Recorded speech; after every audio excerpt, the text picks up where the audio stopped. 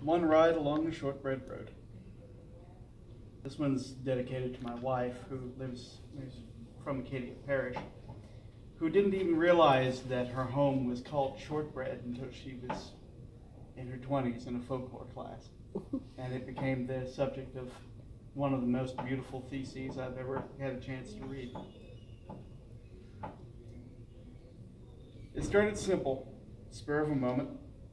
Take pictures of this place, her home, her calm fervor, her simple pride, with its invisible lines, existence, and the lives of few, so that others might see it, so children might know the simple and unadorned uniqueness, so precious and found today so seldom.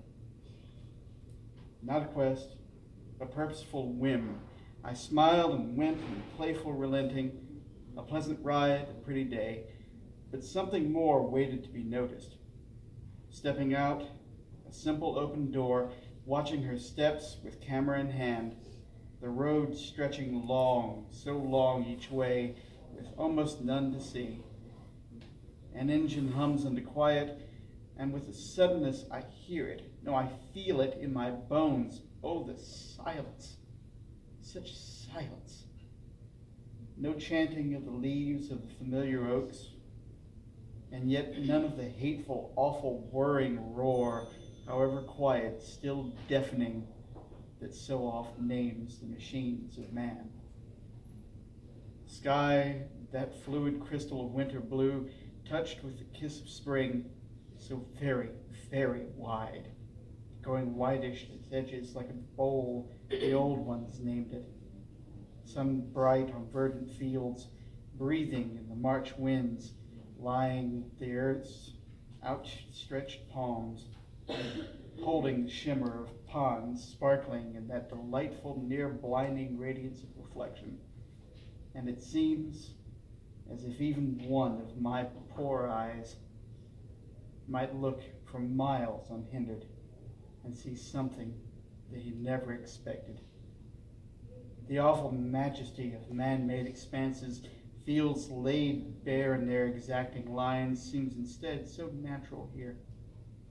For within the prairie, whispering naught but breezes, the mother that bore us still holds sway in the quiet and undaunting song of living things, in the seemingly unending swirl of the wind that has no walls.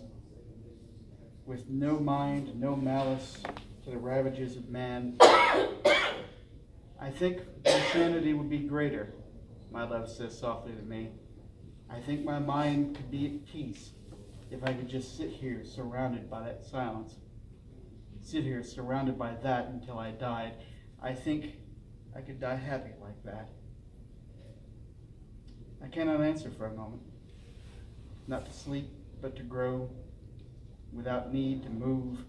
The day become again a nourishing thing, instead of the tired head waking up from bed to the ash-gray beasts of tearing necessity.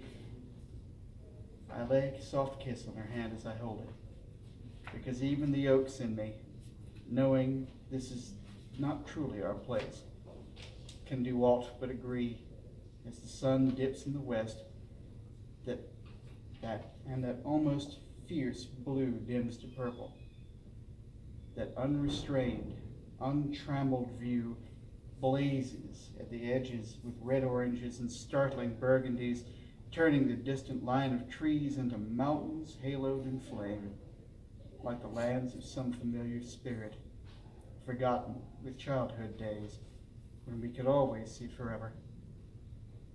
I try to capture it, my own picture in my wonder, but there is but the dark, and one fading, brilliant line, for no cold glass eye can honestly present what even these tired eyes were gifted, without even a price. Another night come to this embracing place, aloneness never lonely, silence never dead, in this land I knew, but might never have known, had she not brought me.